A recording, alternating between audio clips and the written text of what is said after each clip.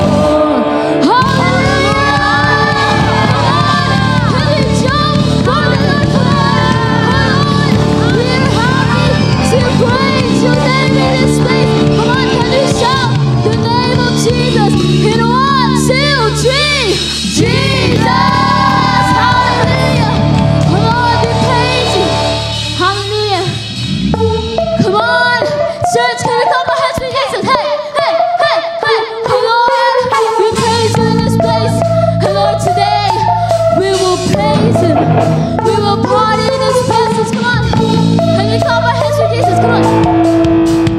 Hey, hey, hey. Hey.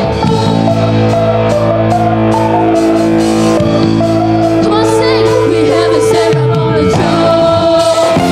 We got a God in His room. We're coming out, so gotta praise Him. Hallelujah. Every song. Good after this song. Hey, hey. I hear the body cry. You hear the body cry. We got the body cry.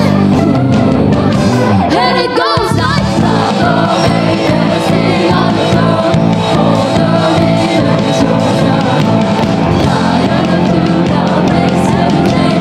It's God's so good, and forever you will reign. Let's go. Come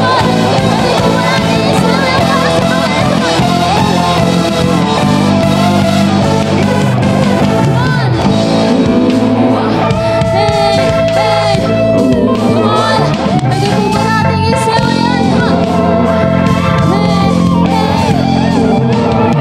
we have a seven on the ground, and the walls are coming down. You gotta hear the music calling out. Victory. Everybody shout!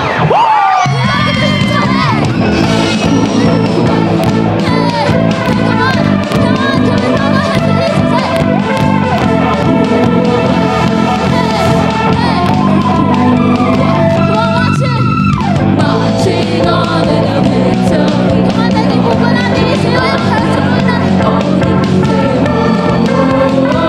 It's a winter song. And it goes like marching on in a victory. We won with our dream on it's a winter song. And it goes like the Vegas King on the throne. All the nations yours are. Lion of Judah makes everything. It's God's so good, and forever you will reign. Let's go. Still to fish them all. And it goes like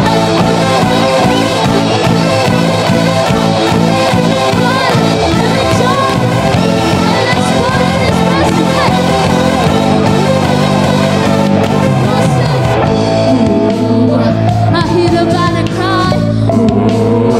You hear the banner cry. We got a banner cry. And it goes like the Vegas King on the throne. All the nations yours are. Lion of Judah makes everything. It's God's so good, and forever you will reign. Let's go. Come on, and it goes. And we are ready, number one in this place. Hey, come on, sing. The Vegas King on the throne. All the nations yours are. Lion of Judah makes everything. It's God's so good, and forever you will reign.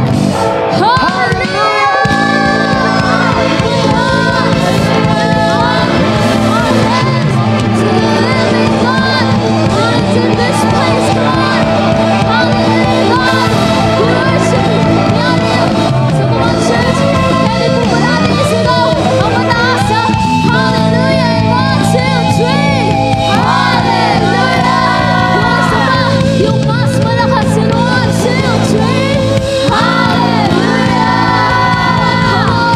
We praise you, God. We honor you in this place. Oh Lord, thank you. Thank you for your wonderful presence that is moving in this place, God. Oh Lord, thank you. And the Lord says in His word in Mark 13, verse 26 to 27, at the time people will see the Son of Man coming in clouds with great power and glory, and He will send His angels and gather His elect from the four winds, from the ends of the earth to the ends of the heavens. So come on, church, can you lift our hands to our living God? Come, church, do you believe? Do you believe that Jesus is coming right now? Come on. Oh Lord, they worship you. Oh Lord, come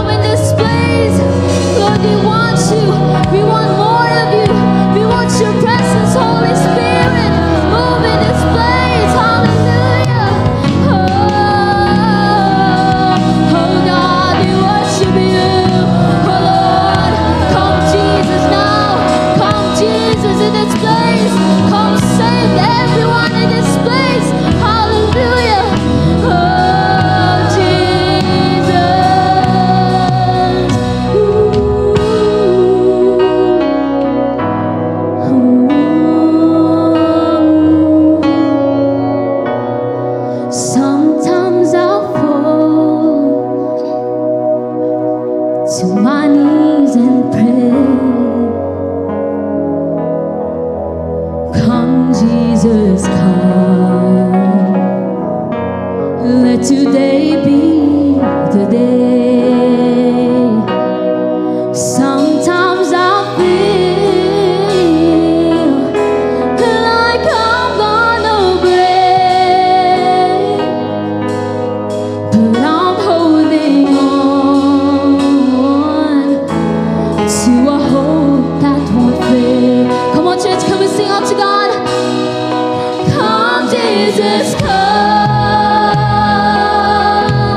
We've been waiting.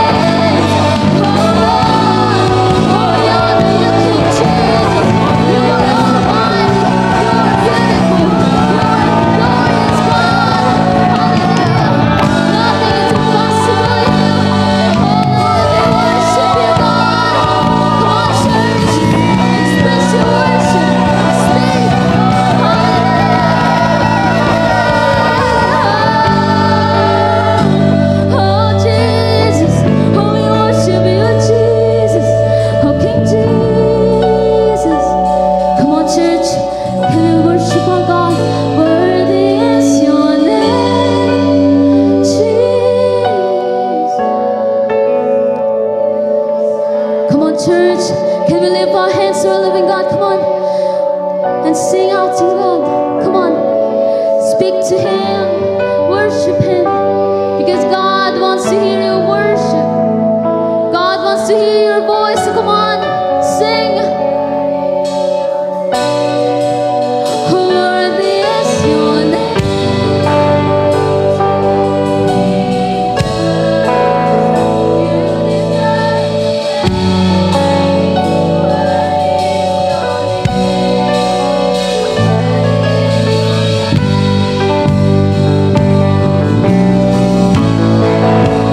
You deserve your praise. Worthy is your name. Worthy is your name, Jesus. You deserve your praise. Worthy is your name. Worthy is your name, Jesus. You deserve the praise. Worthy is your name. Worthy is your name, Jesus. You deserve the praise. Worthy is your name, Jesus. You deserve the praise. Worthy is your name. Oh, Jesus, you're worthy, you're holy, you're a king. Your name is above every name. And Lord, there's nothing that's impossible with you, God. Oh, we worship you. We honor you, King Jesus. Oh, Lord, your presence is moving in this place. Oh, Lord, we worship you. Oh, Jesus. Come on. Pwede po ba natin itaas yung mga kamay na yan? Come on. And worship our living God. Come on. Oh, Jesus. Oh, we worship you, King Jesus. Come on, church. Express your worship. Speak to Him. Come on. Worship Him. Come on. Hallelujah.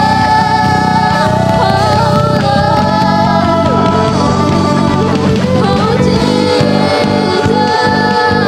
We worship you, King Jesus. Oh, Lord, come on. Don't stop worshiping Him. Come on. Don't stop worshiping our living God. Come on. Don't stop worshiping our Jesus. Come on.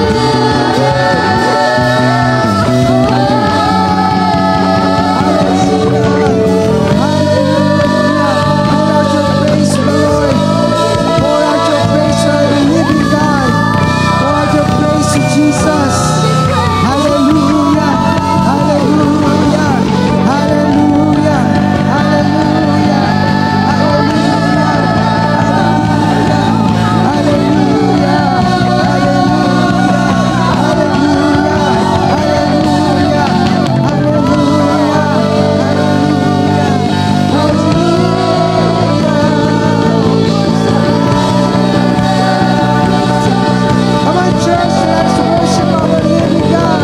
Hallelujah.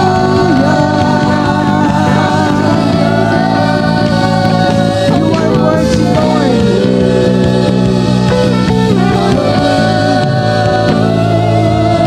You deserve to receive our praise. Come on, church. Can we extend our hands to the Lord and just worship? Punuin natin ang lugar na ito ng pagsamba. Lord, we are longing for you. Ikaw lang ang aming sinadya sa lugar na ito. Kasi nasa iyo ang tunay na kalakasan. Nasa iyo ang tunay na kapayapaan. Allow us, Lord, to worship my heart, to worship your name. Come on, church. Oh, hallelujah. Hallelujah. Hallelujah. Walang magpapaistorbo sa iyong katabi. Just worship the Lord. Just Let's worship the Lord. His presence is here. His presence is here.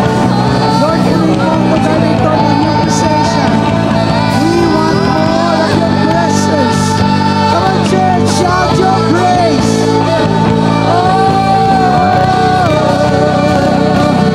We are longing for you. Holy Spirit, we are longing for you. We are longing. The living God, our breath of life, our Yahweh, our Lord, our Kings of Kings. Lord, nauuhaw kami sa iyo. If your heart is longing for God, just raise your hands and worship.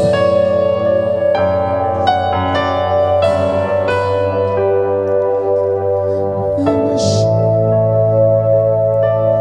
Oh, we worship. We worship. Worship. Oh, shandalaragada. Oh, Lord, we are longing for your presence.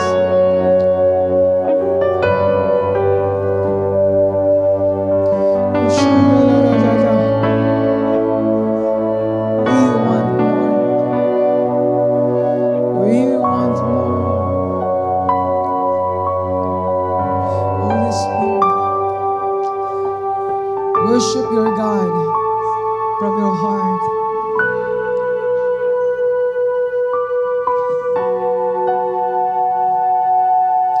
Panginoon, accept our worship. Accept our worship. Panginoon, maraming salamat because you give us a privilege to worship. And today, Lord, anuman ang kahilingan ng aming puso, we believe you answer our prayer. Kaya, Panginoon, may dahilan na ipalakpak ang mga kamay na ito. May dahilan ka para sambahin sa lugar nito. Panginoon, tanggapin mo ang pagsamba namin, ang pasasalamat namin. We give you honor and praise. And this is our prayer today in the mighty name of Jesus. Everybody say, Amen. Sige po, palakpakan natin si Jesus.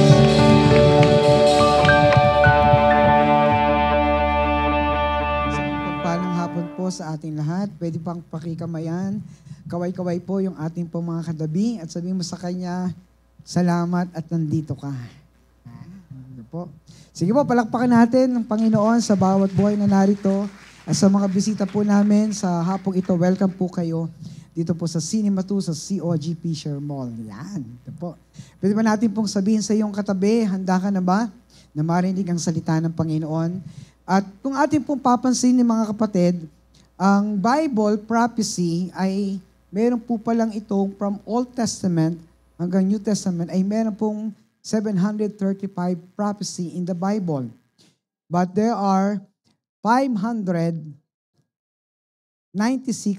have already come true exactly as the Bible said. So yung mga nangyari po sa prophecy na sinasabi ng Bible ay meron pong 596. It means po, meron pong 19% na lang po ang hindi pa nangyayari sa Bible. But ito po ay patungkol sa pagbabalik ng ating Panginoong Hesukristo.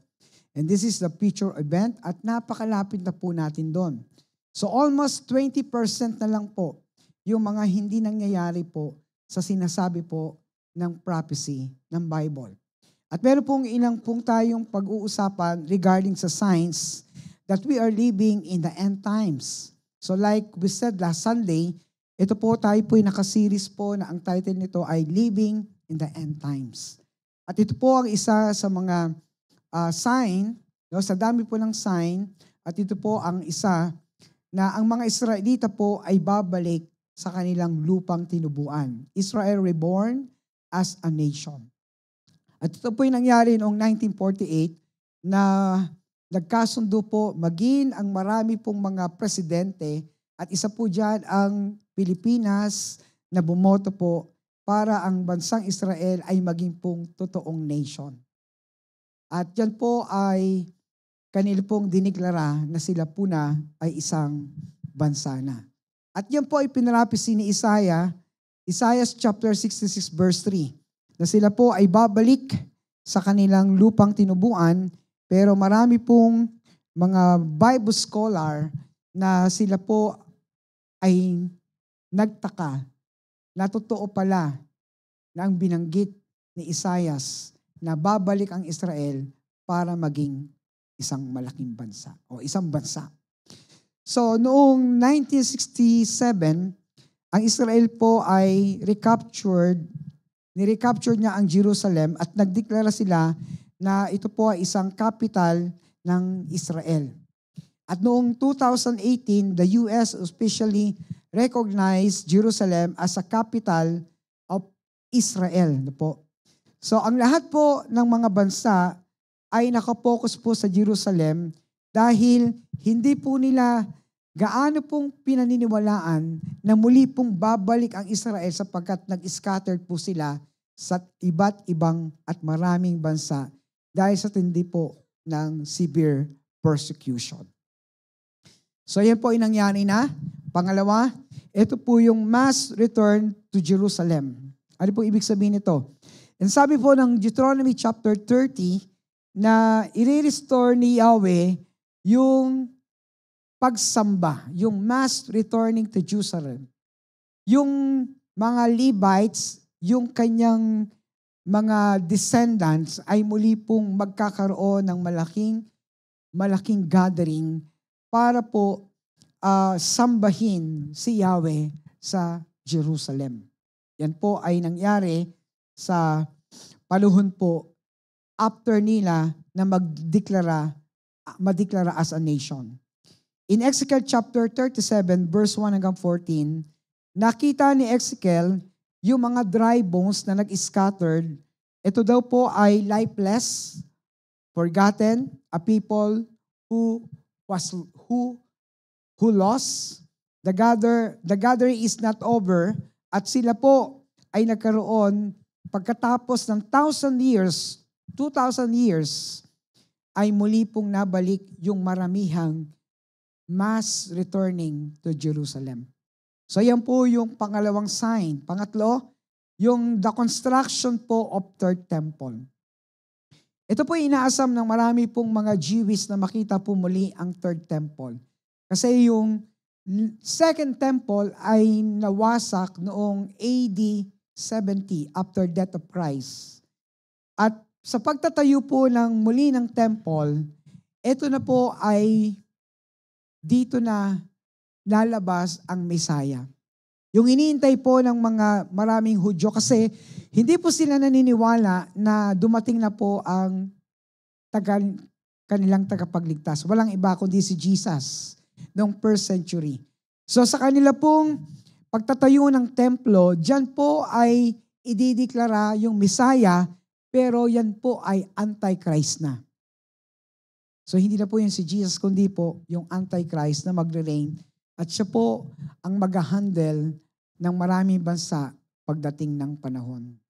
Pero bago po yung mangyari, so hinanap po nila ang red cows o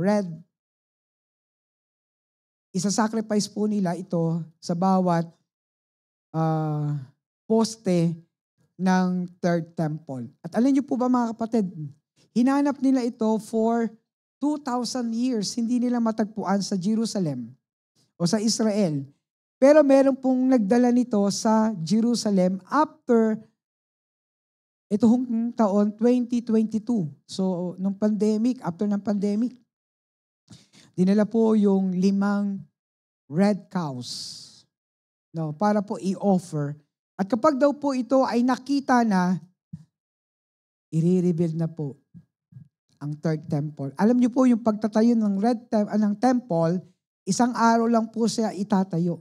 At wala na pong imposible sa panahon natin ngayon sapagkat yan po ay preparado na. Preparado na ang lahat ng materyales, hudyat na lang.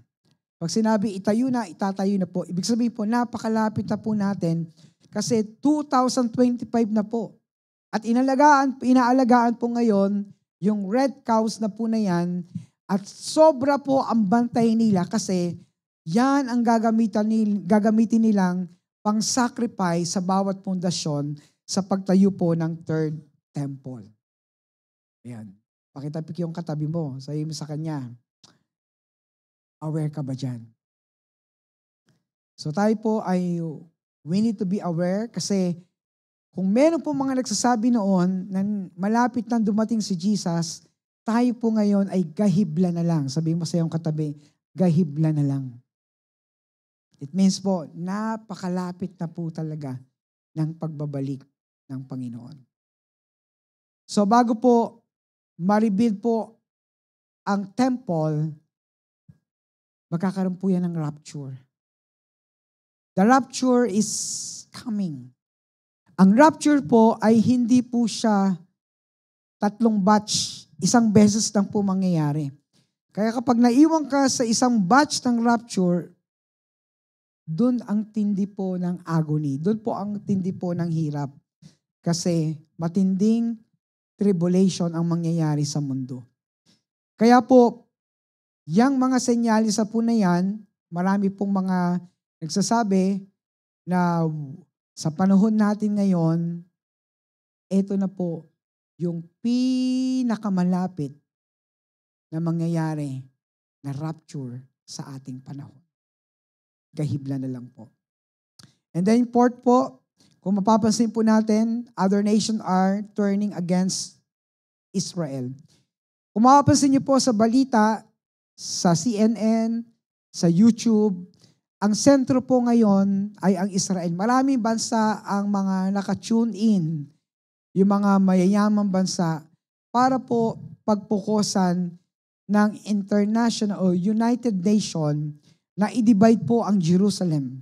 Pinag-uusapan na po yan, anong gagawin, at darating ang panahon ng lahat ng mga bansa na yan ay magkakaroon po ng pag-attack against to Israel. So pansinin po natin, pakisabi sa katabi, pakitapik yung katabi mo, wag laging TikTok panoorin mo. Manood po kayo ng news about Israel. At ito na po yung makikita nyo. It means po mga kapatid, we are living in the end times. Ano po? Yung nangyayari po, yung pag-strike ng Iraq sa Israel, yung labanan po niyan sa Lebanon, and that is the prophecy of the Bible that we are living in the end times. So, ano po ang dapat natin gawin ngayon? What will we do now? Alam na natin kung ano po ang nangyayari sa paligid, sa news, sa ano po natin, iba't ibang panig ng mundo, may mga lindol, may mga iba't ibang sakuna. And according po sa mga scientists sa kanila pong pag-aaral, sa Jerusalem, po, sa Mount Olives, ay merong pong fault line.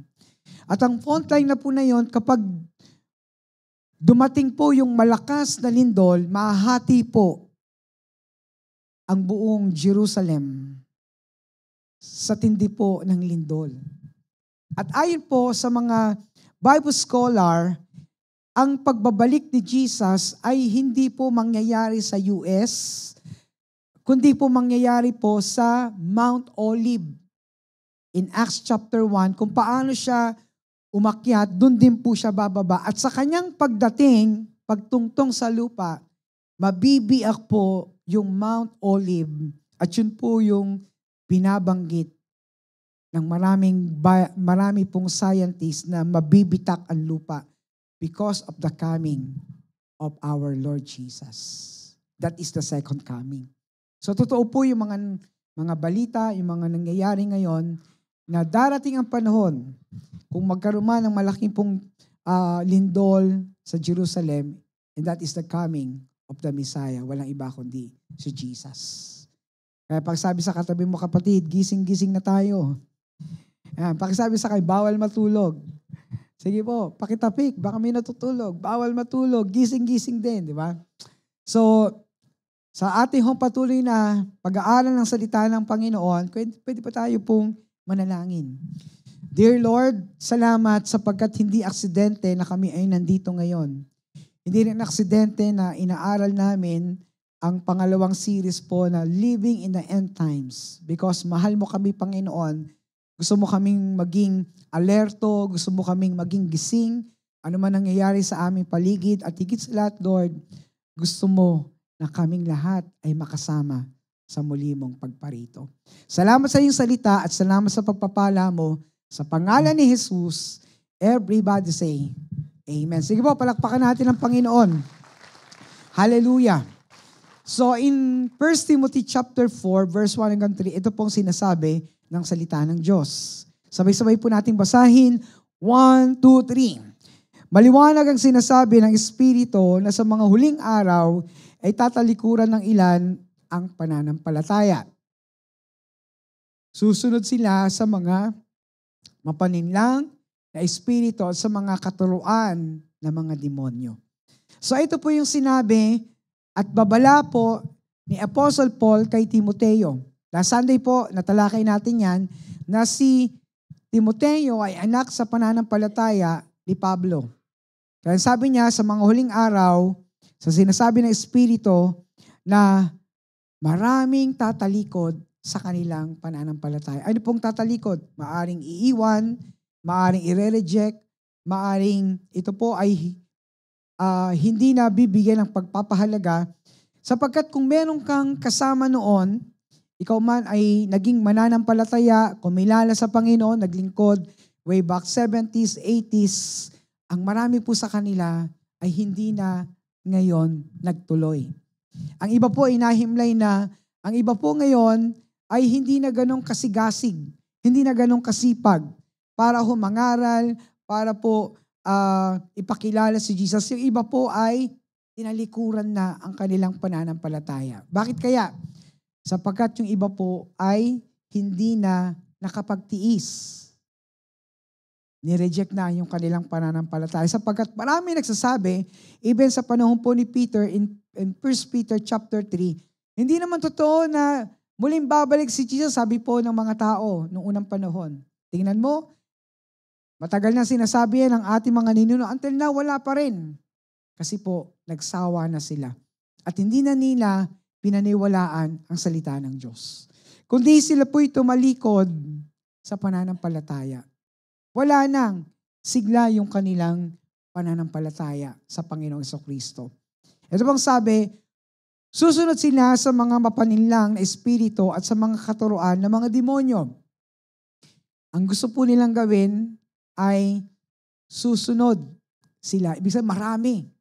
Ang sabi po ng Matthew chapter 24, verse 8 hanggang 12, na sa mga huling panahon na malapit nang dumating si Jesus, the sign of the end times, maraming mananampalataya ang manlalamig sa pananampalataya, maraming tatalikod, maraming magre-reject sa kanilang relasyon sa Panginoon, at higit sa lahat, marami po ang tatalikod.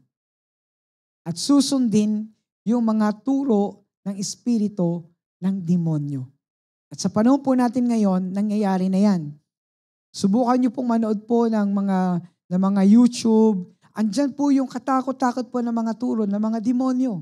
At alam niyo po ba, noong unang panahon, hindi mo mapapanood ang Church of Satan sa YouTube. Ngayon meron. Ngayon po, napakarami pong mga nagtuturo sa YouTube na mali ang pananampalataya. Kaya ako pong hindi ka nagbabasa ng Bible at wala kang rooted sa Bible at narinig mo yon, naku, mahihikayat ka. At susundin mo ang mga mapaninlang na turo ng mga demonyo. At ito pong katuroan na ito, mga kapatid, hindi mo siya mapapansin kasi pag hindi mo alam ang salita ng Diyos, ikaw ay matatangay. Pasinin po natin ngayon sa social media, napakarami po nating napapanood. So kailangan po tayong mag-filter. Kailangan po hindi lahat ng pinapanood natin, sinasabi natin, ay oo nga, ay tama yan. We need to filter. It is the will of God or ito po ay hindi will ng Panginoon. So, pangalawa, ang mga katuruang ito ay ipapalaganap ng mga taong sinungaling at mga taong manhid na budhi, yung mga tagapagturo, yung mga false teacher, ipapalaganap nila yung mga maling turo. Kaya ang tao po ngayon nalilito, ano ba ang tamang simbahan? Ano bang tamang religion? Ano bang tamang samahan? Kasi po, napakarami pong ituturo ng maling mga tagapagturo, false pastor, false teacher, false prophet. At sa ating panahon, nangyayari na po na ito. Ang mga katuroang ito'y pinalalaganap ng mga taong sinungaling. Alam niyo po ngayon, ang tao po ngayon, napakarami din po mga Kristiyano, pakisabi sa katabi mo, sinungaling. Sinungaling. Totoo o hindi? Sa panahon po natin ngayon, hindi na po uso yung sinasabi po na sinungaling. Ang uso po ngayon ay fake news. At alam niyo po ba, ang sabi po ng Bible, in Revelation chapter 21 verse 8, ang una po doon, yung mga duwag, yung mga sinungaling, pangalawa mga sinungaling, ay hindi daw po papasok sa kaharian ng Diyos. Pangatlo, yung mga nangangalunya, yung mga sumasamba sa Diyos-Diyosan, yung mga mamamatay tao, yung mga sumasaksi sa hindi naman totoo. Bakit pangalawa po yung sinungaling? Ngayon po, napaka-natural na lang ang pagiging sinungaling. Hindi na po ito binibigyan po ng pansin. Pag nagsinungaling ang bata, ay okay lang. Pag nagsinungaling po ang teenage, ay okay lang. Pag nagsinungaling ang worker, ay okay lang. Pag nagsinungaling po ang leader o yung pastor, ay okay lang. Pero sa Bible, matindi pala ang kaparusahan. Pupunta sa dagat-dagatang apoy ang sino mang pong sinungaling. Kaya ang sabi rito, ang mga katuruang ito'y pinalalaganap ng mga taong sinungaling at may mga manhid na budhi. Ano po yung manhid? Yung mga budhi po na hindi na nagpapakorek, yung may kalyo, manhid na budhi. Na kahit naririnig nila ang salita ng Diyos, wala nang talab. Bakit? Manhid na yan. Para kang tinurukan po ng anesthesia. Hindi mo nararamdaman yung pain. Hindi mo nararamdaman yung rebuke kasi po, manhid. In verse 3, ito po, ang malupit. Ipinagbabawal nila ang pag-aasawa. Sasabihin niya, uy, wag ka lang mag-asawa. May mga ganun pong mga katuruan. Single ka, malapit na dumating ang Panginoon, wag ka lang mag-asawa. Hindi po ganun ang ating pong katuruan. Pero marami pong religion, marami pong mga churches ang magbabawal, wag ka na mag-asawa kasi darating na si Lord. Pakisabi sa katabi mo, kahit dumating si Lord. Sige ba, pakisabi sa katabi, kahit dumating si Lord, mag-asawa ka. Huwag kang matakot. Di ba? Sa mga single lang pero pag may asawa, huwag ka nang, di ba? Huwag ka lang maghanap ng jowa. Sabi ho nila, ipinagbabawal nila ang pag-aasawa. Ano pong ibig sabihin nito?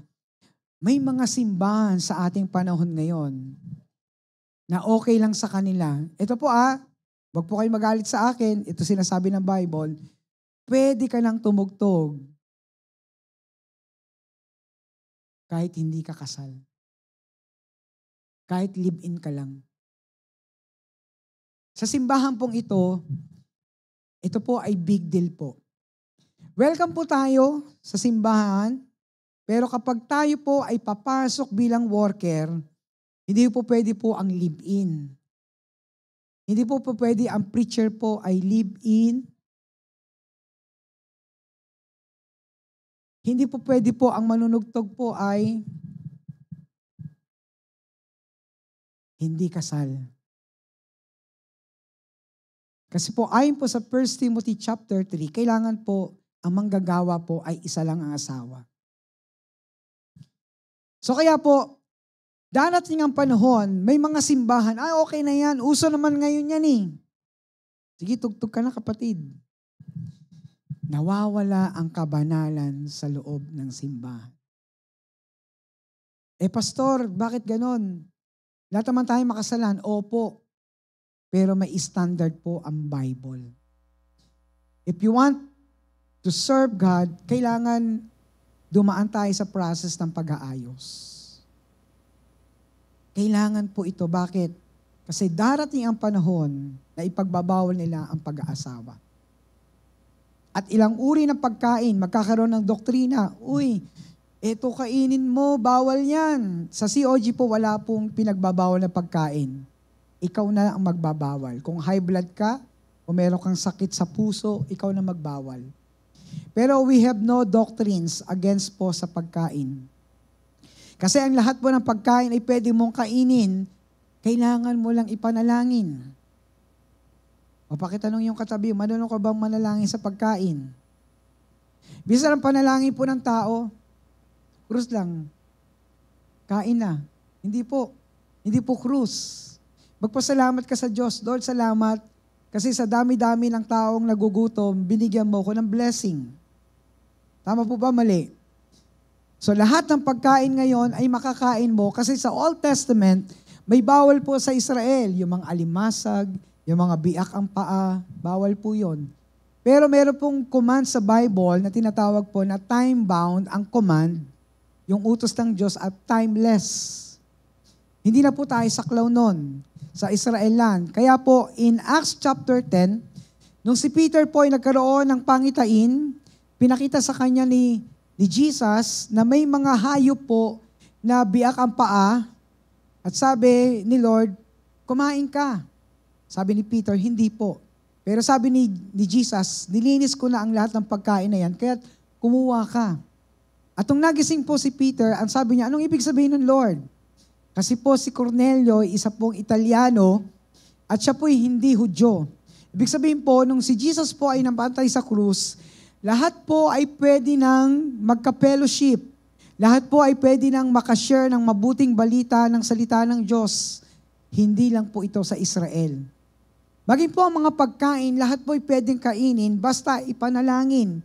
Pero kung meron magbabawal sa inyo, bawal nito, bawal ng ganon, wala po tayong doktrina patungkol sa pagkain. Kaya pakisabi sa katabi mo, wow, praise the Lord. Pagkatapos nito, kumain ka, ha? Enjoy. Ito po ang nangyayari sa huling panahon. Ano po, kailangan po maging aware tayo. Kailangan po ang mga Kristiyano ngayon ay maging alerto. Bakit? Nakikita na natin yung mga nangyayari sa paligid natin, meron pong dalawang pamamaraan para tayo po ay ano po ang dapat natin gawin? What do we do now? Pay attention. Tingnan mo. Mag-observe ka. Mag-observe ka sa news, sa television, sa social media. Wow, ang tindi na ng AI ngayon. Wow, ang tindi na ng internet ngayon. Wow, ang tindi na ng Starlink ngayon. Magkano Starlink? 20,000 a month? At wala po yung limitasyon. Grabe po ang bilis. At ang sabi ho ng Daniel chapter 12, sa huling mga panahon, tataas ang karunungan ng tao. Bago dumating si Jesus, matindi po ang technology. Matindi po ang robot, no? Robot na po ang magiging kalaban ng tao. Matindi po ang cellphone ngayon, di ba? Yung hangin lang, pwede ka na mag-transfer ng iyong photos, ng iyong files. Ganun na po ngayon. We need to pay attention. Bakit po? We are living in the end times. Pangalawa, we need to prepare. Sa panahon po natin ngayon, hindi lang nyo lang po dapat marinig paano maging matagumpay kasi ang sabi ng salita ng Diyos, magtatagumpay ka kapag ikaw ay sasamahan ng Diyos. Hindi po lagi po ang mensahe sa loob ng church ay parang sa mundo. Sige, magtagumpay ka, magtatagumpay ka. At ang puro turo po ngayon sa maraming simbahan, magtatagumpay ka. Yes. Pero kailangan pong maninig ng bata't matanda, ng mga teenager, ng bawat pamilya. We need to prepare because the Lord is coming soon. Jesus is coming soon. Napakalapit na po natin sa pagbabalik ng Panginoong Jesucristo. At bago siya bumalik, may rapture. Hindi po lahat ng tao, pag dumating si Jesus, nagbago na. Nagbago buhay, na born again. Hindi po. Masabi ng Bible, maraming hindi makakapasok sa kaharian ng langit. Bakit? Kasi hindi maniniwala. We need to prepare. Kaya po ang mensahe ni Lord sa atin, ihanda tayo. Ihanda mo yung pamilya mo, ihanda mo yung i-shepherd mo, i-share mo ang salita ng Diyos, pag-usapan yung salita ng Diyos, maging malalim tayo sa salita ng Panginoon. Balikan natin ang salita ng Diyos sapagkat napaka-dangerous ng end times sa ating panahon. Marami ang maliligaw, maging ang mga pinili ng Panginoon. In Matthew chapter 24, verse 8 hanggang 12. Yung mga pinili ay pwedeng maligaw. Kaya pwede bang pakisabi sa pakitapik yan, kapatid? Pakibasa naman ang Bible mong naaalikabukan na. Pakibalikan. My prayer this morning, Lord, teach me to in love in your word. And my prayer this morning, may dalawa po. Teach me to in love in your word. And Lord, help me to become boldness to teach your word, to prepare the church, to prepare the family, to prepare all the people in the church because you are coming soon. So maging mapagbantay po tayo. Meron 3 po na nais kong iiwan. Be diligent. Maging masipag hanggat hindi pa dumarating si Jesus. Maging masipag sa pag-share ng mabuting balita sa kaklase, sa kaibigan, sa kapitbahay, sa ka-office mate. Huwag maging mainitin ang ulo. Mag-share ka lang. Ibahagi si Kristo. Pangalawa, be watchful. Mapagbantay kasi ang magnanakaw, hindi natin alam kung kailan darating kakatok sa bahay mo. Ganon din ang Panginoong Yesus, hindi mo alam kung kailan darating. Kaya magbantay. And then pangatlo, be faithful. At ang sabi ng Panginoon in Matthew chapter 24, verse 46, sabay-sabay po natin basahin. 1, 2, 3. Pinagpapala ang alipin iyon kapag dinatnan siyang tapat na naglilingkod sa pagbabalik ng kanya. Ang sabi ni Lord, pinagpapala ang alipin iyon. Pinagpapala yung alipin tayo. Na kung tayo dadatnan ni Lord, hanggang sa muli niyang pagparito, tapat na naglilingkod. Gusto niya pala tayong makita na naglilingkod. Hindi po, gusto niya tayong makita na tagapagginig lang. Hindi. Marami po mga Kristiyano, narinig na ang sinabi ng salita ng Panginoon, i-commit mo ang iyong buhay, ipaglingkod mo. Pero marami sa atin binabaliwala. Tsaka na lang, Lord. Tsaka na lang pag matanda na ako, bata pa ako, Lord. Tsaka na lang pag may oras ako, Lord. Pero ang kukunin ng Panginoon sa muli niyang pagparito, sa rapture at sa kanyang pagparito ay yung mga tapat na naglilingkod. Kaya kapatid, I challenge you, kailangan mo palang maglingkod. Hindi pala lang yung sinasabi ng encouragement niya ng church, ng pastor, maglingkod ka. Si Lord yan eh.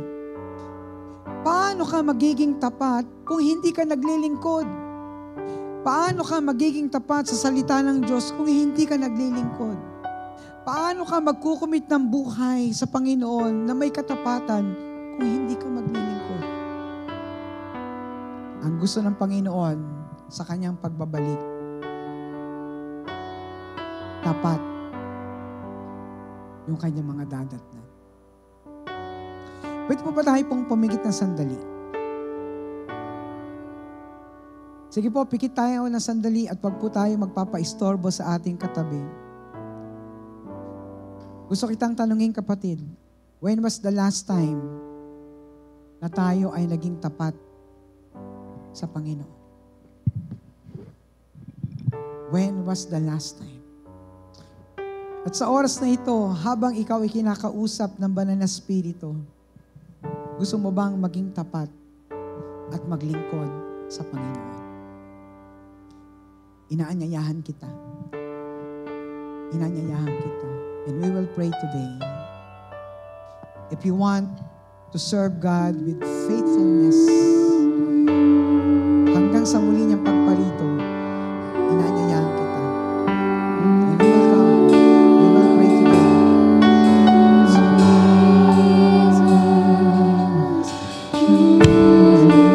We worship you. We bless your name. As we worship our God,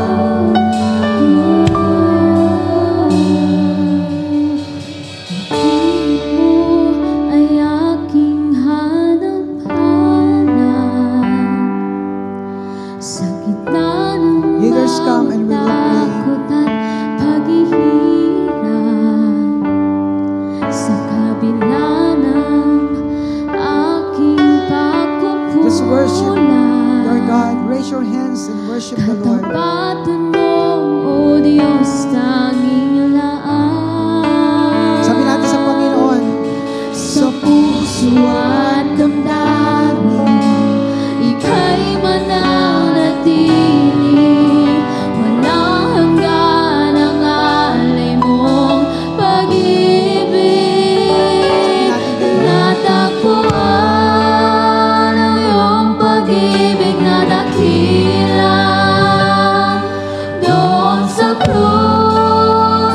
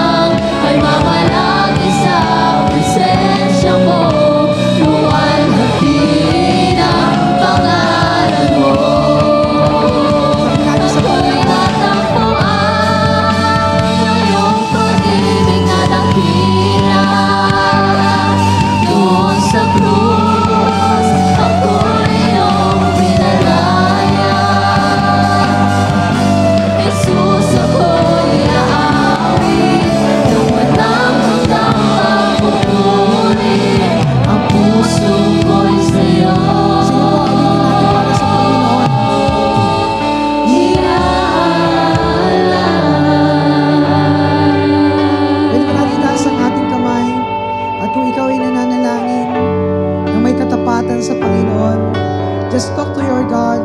And this is our moment to the Lord. Just ask God, Lord, tulungan mo akong maging tapat sa iyo. Datnan mo ako na naglilingkod sa iyo. Datnan mo ako na may katapatan ang aking puso. Anumang sitwasyon, anumang struggle, anumang problema, datnan mo ako ng may katapatan at pag-ibig sa iyo, Panginoon. At ako'y naniniwala, Lord God, hindi mo kami pababayaan, bagkos laging palalakasin at ihanda mo ang aming puso, Panginoon, sa aming panahon. Mas lalo ka naming paglingkuran at mahalin.